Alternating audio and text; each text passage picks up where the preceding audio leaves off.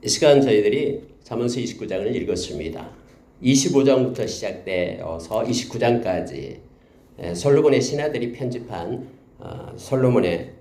히스기야의 신하들이 편집한 솔로몬의 잠언들을 모아둔 것입니다. 그리고 이제 남은 30장하고 31장은 또 다른 아굴의 잠언하고 또 느무엘 왕 훈계에 대한 잠언이 이어져 있습니다. 여러분, 오늘 29장도 여러 가지 말씀들을 이렇게 편집해서 묶어놓은 것이기 때문에 한 절 한 절 우리가 묵상할 때마다 또 다른 주제로 우리 가운데 깊게 다가옵니다. 몇 가지만 묵상하고요, 기도하는 시간 갖겠습니다. 먼저 여러분 1절을 보면은 자주 책망을 받으면서도 목이 곧은 사람은 갑자기 패망을 당하고 피하지 못하리라. 이 목이 곧은 사람이라는 표현을 써서 나타냅니다. 여러분, 목이 곧다라는 것은 목이 굳어져 있기 때문에 자세히 살피지 못합니다. 자기가 원하는 방향에만 고정되어 있어서 다른 것은 받아들이지 않고 자기의 고집과 아집으로 자기 인생을 그렇게 이어져가는 사람을 말합니다. 물론 여러분, 목이 곧다라는 것은 바깥에 나타나는 현상을 말하는 것이 아니라 마음이 이렇게 굳어져 있는 것을 나타내고 있는 것이죠. 세상의 모든 삶은 마음을 앞서지 못합니다. 마음에서 난 것이 우리가 삶 가운데 드러나게 되어 있죠. 그래서 우리 지키려는 것보다도 마음을 지키라라고 말하고, 마음을 지킬 수 있는 것은 하나님의 말씀밖에 없음을 성경 우리에게 가르쳐 줍니다. 그래서 마음에 말씀이 없는 사람은 점점점 더 굳어져 가요. 또 다져지고 또 다져지고 또 다져지고 자기의 경험치가 그렇게 마음 그리고 그렇게 지식에 대해서 자기를 끌고 가게 됩니다. 그러나 하나님의 말씀은 마음에 묵상하고 받은 사람은 말씀은 늘 기경을 하거든요. 마음을 새롭게 하거든요. 로마서 12장 2절의 말씀처럼 마음을 새롭게 함으로 변화를 받아야 됩니다. 그래서 여러분, 우리가 말씀을 떠나고 계속해서 우리가 삶을 살아가게 될 때는요, 점점점 굳어지게 됩니다. 그래서 자기도 모르는 사이에 자기가 생각하고 고안해내고 목표로 했던 것이 자기를 이끌고 가고 있고 목이 곧은 사람으로 그렇게 되어가고 있죠. 매일매일 우리의 마음을 새롭게 함으로 하나님의 선하시고 온전하시고 기뻐하신 뜻이 무엇인지 분별하며 우리가 살아가야 됨을 가르쳐 줍니다.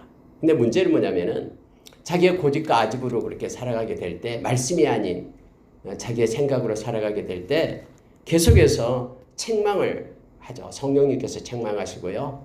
또 말씀이 끌고 가고 이끌고 가고, 그런데 이것을 거부하고 자기의 고집대로 살아가게 될 때는 갑자기 패망을 당하고 피하지 못한다라고 말하고 있습니다.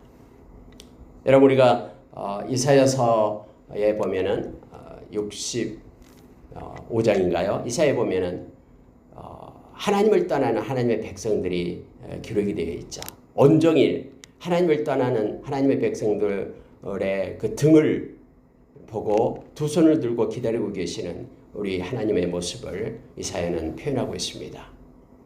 여러분, 이 목이 곧고 패역한 심령이 되면은요, 이처럼 하나님의 기다림, 하나님에 대한 관심이 없어요. 하루가 천년같이 천년이 하루같이 기다리고 계시는 하나님에 대한 관심이 없어요. 그래서 결국 심판에 이르게 됨을 알게 합니다. 베드로 사도가 베드로후서 3장 8절 이하에서 그렇게 말씀하잖아요. 그렇게 회개하고 돌아오기를 기다리고 있는데 자기의 것을 내려놓고 패역한 심령이 이제는 말씀을 따라서 주께로 오기를 원하고 있는데, 말씀을 인정하고 회개하고 돌아오기를 원하시는데 돌아오지 않습니다. 그래서 하나님의 때에 하나님께서 심판에 이른다라고 베드로 사도는 그렇게 말해주고 있죠. 사람들의 논리는 단순합니다. 하나님을 떠난 자의 논리는 어제 하늘과 오늘 하늘이 동일하다라고 주장합니다. 베드로 사도는 우리에게 경고합니다. 세상의 눈에 보이는 모든 것들이 하나님의 말씀으로 지어졌다라는 걸 왜 모르냐라는 거예요. 주님이 오시고 심판하시겠다라는 것도 하나님이 말씀하신 것이고, 말씀대로 세상은 그렇게 성취되어 가고 굴러간다는 사실을 왜 모르느냐 하면서 말씀을 가지고 마음을 일깨워 주께로 돌아올 것을 요청하고 있는 것입니다. 자주 책망을 받으면서도 계속해서 목이 곧은 사람은 점점점 더 굳어져 갑니다. 말씀이 아니고서는 그 패역한 심령이 깨어지지 않습니다. 그래서 우리의 말씀으로 매일매일 우리를 새롭게 하며 하나님의 뜻과 마음을 가지고 기경하는 저와 여러분이 되기를 원합니다. 여러분 5절에 한번 보십시오. 이웃에게 아첨하는 것은 그의 발 앞에 그물을 치는 것이니라 라고 아첨에 대한 것을 말하고 있습니다. 아첨이다라는 것은 자기의 유익을 위하여 그렇게 겉모습으로 나타내는 것을 말하죠. 마음은 그렇지 않는데, 그래서 아첨하는 것, 아첨하는 말과 또 진짜 사랑해서 선물을 하는 것은 다르죠. 그래서 여러분 여기서 아첨하는 것은 그의 발 앞에라는 것은 아첨하는 자의 발 앞에라는 것입니다. 자기의 발 앞에 그물을 친다라고 말합니다. 그것에 자기가 빠지고 함정이 됨을 알게 합니다. 밑에 이르면 죄를 범하는 자도 역시 동일합니다. 성경에는 그렇게 표현해주고 있죠. 죄를 범하는 자도 역시 자기에게 올무가 되게 하고 6절이죠. 악인이 범죄하는 것은 스스로 올무가 되게 하는 것이다. 이렇게 표현하고 있습니다. 아첨하는 것, 속이고 자기의 유익을 위하여 상대방을 이용하고 하는 이들은 스스로 앞에 그물을 치는 거예요. 그리고 범죄하는 자는 그대로 소멸되는 것이 아니라 자기 앞에 올무를 스스로 놓는 것과 똑같다라고 말합니다. 저주도 마찬가지고 자기에게서 나간 것은 자기에게로 돌아옵니다. 그래서 여러분 하나님의 백성 저와 여러분은 우리 주님께서 우리에게 그렇게 명령하셨듯이 그들을 평안을 비고 그리고 그들에게 축복하는 그러한 저와 여러분이 되기를 원합니다. 우리가 누가복음 6장에서 있었듯이 원수를 사랑하고 우리를 핍박하는 자를 위하여 기도하고 그리고 선대하고 이러한 주님의 마음을 가지고 나가기를 원합니다. 행여나 어떤 악한 사람이 하나님의 심판을 받아서 어려운 일을 당하게 될 때도 마음으로 기뻐하거나 박수치지 말고 하나님의 긍휼과 마음을 가지고 불쌍히 여기는 그러한 모습으로 우리가 하나님 앞에 서 있기를 원합니다. 여러분 7절에 보니까요. 의인은 가난한 자의 사정을 알아주나 악인은 알아줄 지식이 없느니라 라고 말합니다. 정말 그렇습니다. 의인이다라는 것은 하나님의 말씀을 가지고 하나님의 자녀로서 살아가는 거죠. 하나님을 경외하는 삶을 사는 것이죠. 그래서 여러분 의인이다라는 말 속에는 하나님의 마음을 품은 자, 하나님과 동행하는 자를 말합니다. 하나님과 함께하기 때문에 야고보 선생님의 야고보서 1장 27절 이하에서 하나님 아버지 앞에서 더러움이 없는 경건은 이렇게 말하죠. 그런 환난 중에 고아와 과부를 돌보는 자다. 즉 하나님의 마음을 가지고 사는 자다라고 말하고 그리고 자기를 지켜 세속에 물들지 않게 하는 것이 그것이 경건이다라고 우리에게 가르쳐주고 있죠. 그래서 여러분 여기서도요.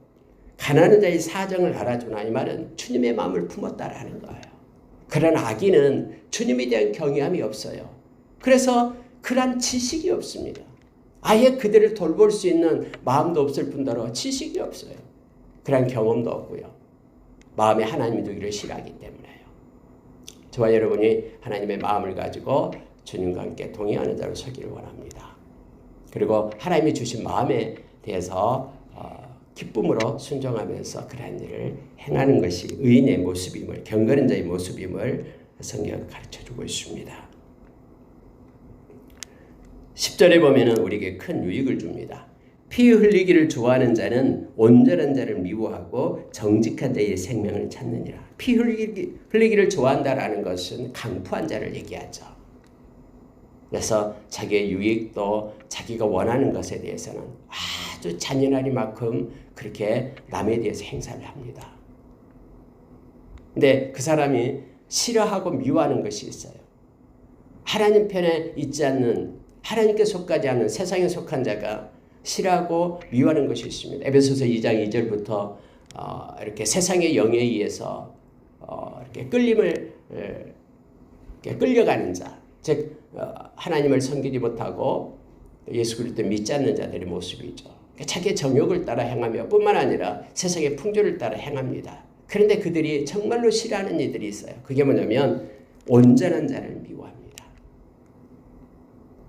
온전한 자를 미워하고요. 그리고 또 하나는요, 정직한 자를 미워합니다. 그러니까 여러분 이게 구분이 되는 거예요. 안에서 온전함과 정직함은 하나님이 기뻐하는 것이잖아요.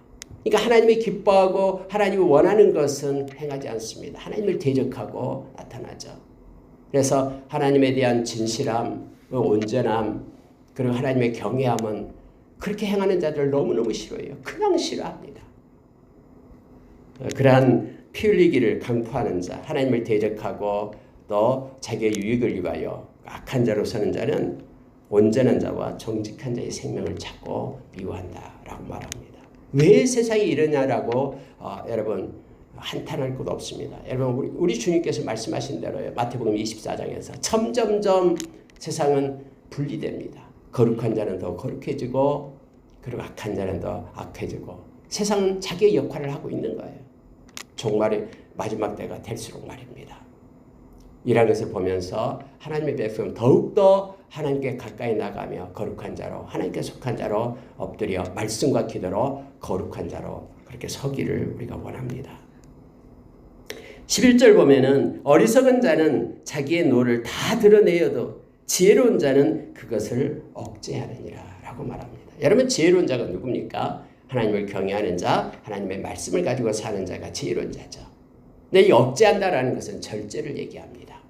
그래서 여러분 말씀을 가진 자는 하나님을 경외하는 자는 하나님의 영광을 위하여 자기의 영광이 아니라 자기의 유익이 아니라 하나님의 영광을 위하여 그리고 하나님의 그런 뜻을 위하여 우리가 절제하며 신중하며 단정하게 나갑니다. 그러나 그렇지 않는 어리석은 자는 자기 노를 자기 마음대로 자기 정욕대로 다 드러냅니다. 그래서 여러분 절제는요 두 가지 것이 필요하죠. 절제라는 게 뭡니까? 할 때 하고 하지 않을 때 하지 않을 수 있는 힘을 얘기하잖아요. 분별력을 얘기합니다. 분별력이 없는 사람은 절제라는 이름과는 어울리지 않습니다. 상관이 없어요.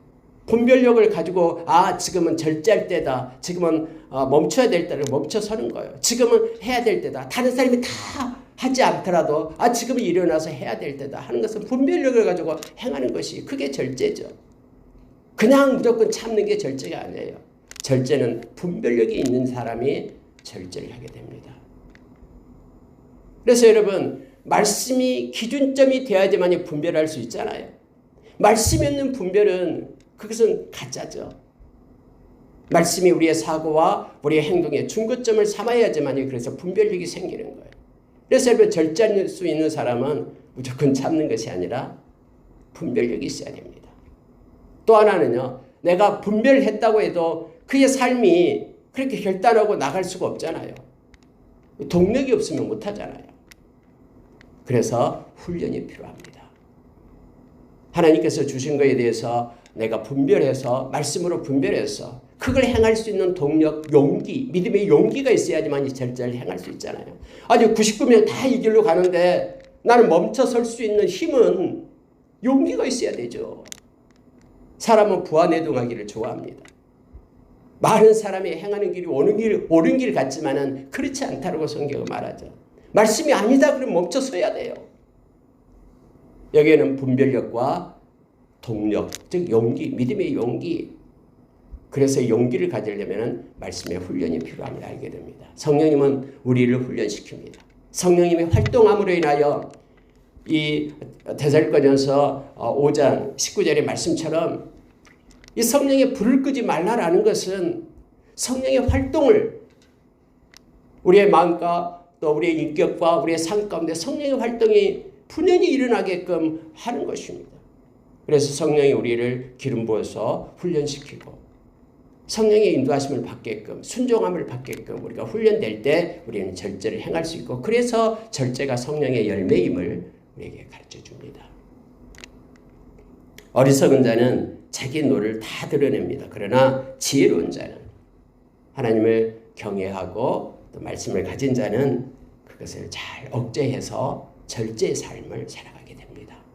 하나님의 영광을 위하여 그리고 하나님의 뜻을 행하기 위하여 우리도 절제하고 신중하며 단정히 행하는 자로 우리가 서기를 원합니다.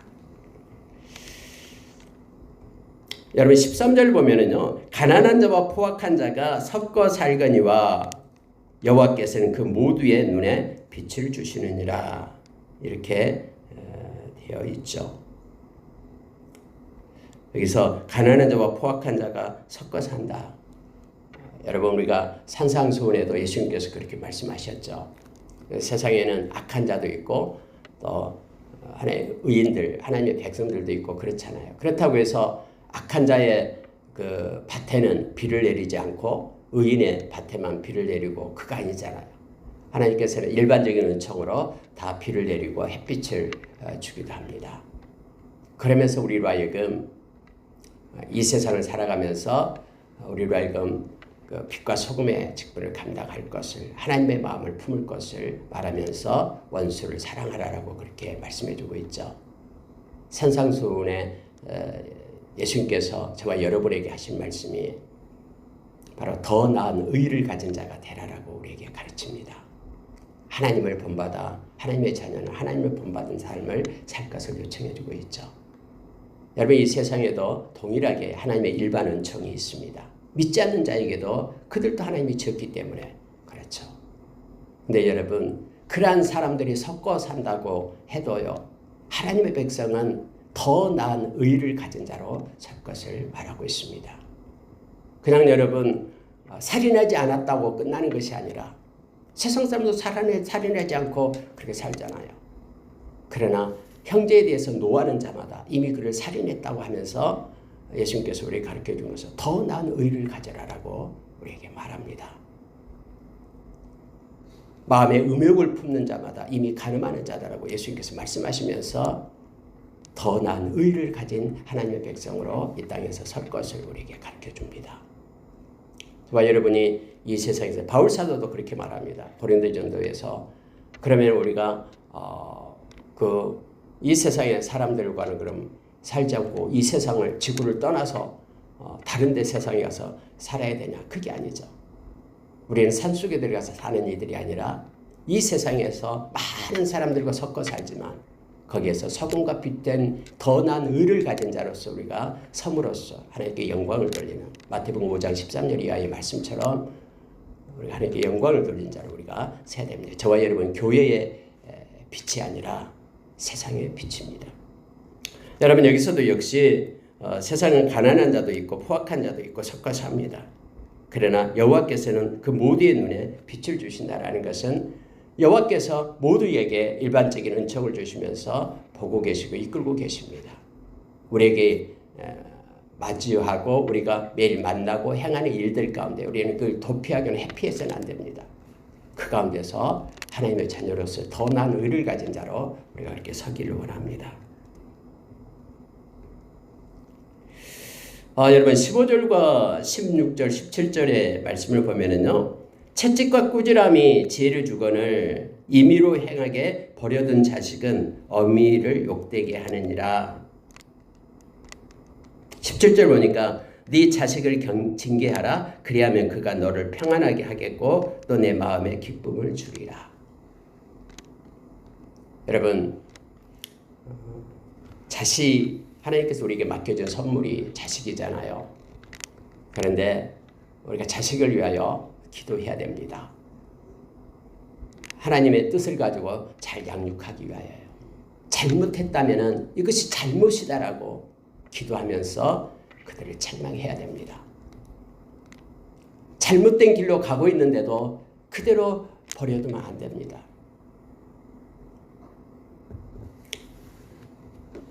우리가 홈리와 비느하스에 대해서 너무나 잘 알고 있잖아요. 엘리 제사장이 그 아들을 갖다 책망하지 못한 것에 대해서 하나님께서는 그 선지자를 통해서 또 사무엘을 통해서 엘리에게 책망하죠. 그럼에도 돌이키지 않게끔 그렇게 됩니다.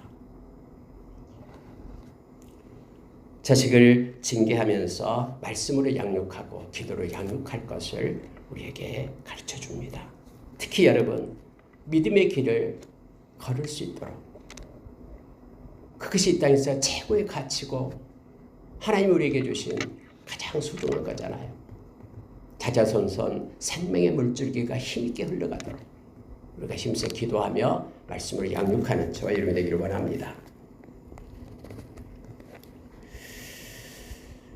우리가 잘 아는 말씀 중에 하나가 18절이요. 묵시가 없으면 백성이 방자히 행하거니와 율법을 지키는 자는 복이 있으리라. 라고 기록되어 있죠. 백성이 방자히 행한다라는 것은 무질서를 얘기합니다. 그러니까 어떤 권위에 복종하는 질서의 상태에서 벗어나서 그냥 제멋대로 행하는 무법과 무질서의 상태가 방자히 행한다라는 표현을 써서 나타냅니다. 혼돈 상태를 얘기하게 됩니다. 말씀의 중거점이 없을 때는 언제나 그렇습니다. 하나님의 이끄심이 성령의 인도하심, 묵시, 성령의 인도하심이 없을 때는 우리의 삶이 그냥 나버려요. 그래서 여러분 무질서가 찾아옵니다. 순종함이 없어지고 권위에 대한 것이 없어지고 그런 상태로 나타나는 것을 방자히 행한다라는 걸 말합니다.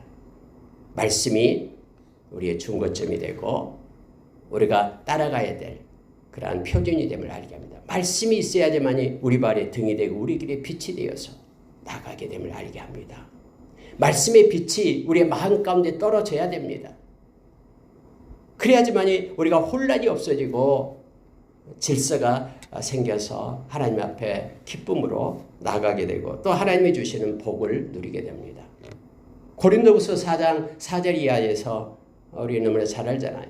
악한 자는 우리의 마음을 혼미하게 해서 이 말씀이 마음에 떨어지는 것을 방해한다라고 말하죠. 그래서 마음에 말씀이 없을 때 우리는 세상의 물결에 춤추게 되고 하나님의 나라를 향한 소망을 잃어버리게 되어서 영혼의 닻을 잃어버리게 되죠. 그래 파도가 칠 때마다 움직이는 거예요. 요동하고 좌우로 치우치고. 그러나 마음의 말씀을 가진 자는 흔들림이 없이 그렇게 우리 앞길을 성령의 인도하신 가운데 있고 따라가게 됨을 알게 합니다. 궁극적으로 말씀이 약속한 복을 누리게 됩니다. 말씀을 가진 자가요. 과학자가 저 끝자락에 가 있는 게 아니에요. 최종 그 목적지에 가 있는 게 아니죠. 그 목적지, 그 데스티네이션, 그 목적지에 갈 수 있는 자는 말씀을 가진 자가 가는 거예요. 하나님은 말씀대로 이끄시고 인도하시기 때문에 그렇습니다. 20절에 보니까요. 네가 말이 조급한 사람을 보느냐 그보다 미련한 자에게 오히려 희망이 있느니라. 조급해하지 말라라고 말합니다. 왜냐하면 하나님의 때를 기다리는 것이 지혜다라고 유다서 1장 21절에서 예수님의 친동생 유다는 우리에게 가르쳐주죠. 그리스도의 긍휼의 때를 기다리라라고 말합니다. 여러분 기다리면 아무나 할 수 없습니다. 말씀을 확신하는 자만이 말씀의 때를 기다립니다. 점점점 세상은 조급해진다라고 디모데후서 3장 1절에서 5절을 가르쳐주고 있잖아요. 세상의 현상을 묵상하면은요, 이 말세의 고통의 때가 이른다라고 말합니다. 이렇게 조급해 행하는 게 고통이에요. 자기를 사랑하고 돈을 사랑하고 교만하고 자랑하고 또 비방하고 부모를 거역하고 감사하지 못하고 거룩하지 못하고 무정하고 원통만 풀지 못하고 그리고 비방하고 절제하지 못하고 사나운 데 빠르고 악한 데 달려가고 조급하고 또 자고하고 경건의 모양은 있으나 경건의 능력은 없고 하나님 사랑하기보다도 쾌락을 더 사랑하고 너는 이와 같은 것에서 떠나가라라고 우리에게 말씀해주고 있잖아요. 마지막 때 이런 고통의 때가 온다라고 우리에게 말해주고 있습니다. 조급해집니다. 점점점 더 조급해집니다. 그런데 조급한 것은 미련한 것이다라고 말합니다. 오히려 미련한 자에게 또 희망을 가져라라고 성경은 말하고 있죠. 저와 여러분 하나님의 카이로스 때를 기다리며 하나님께서 행하실 때까지 뭔가를 넣고 기도할 때에 하나님께서 말씀하시지 않으면 그대로 있는 거예요.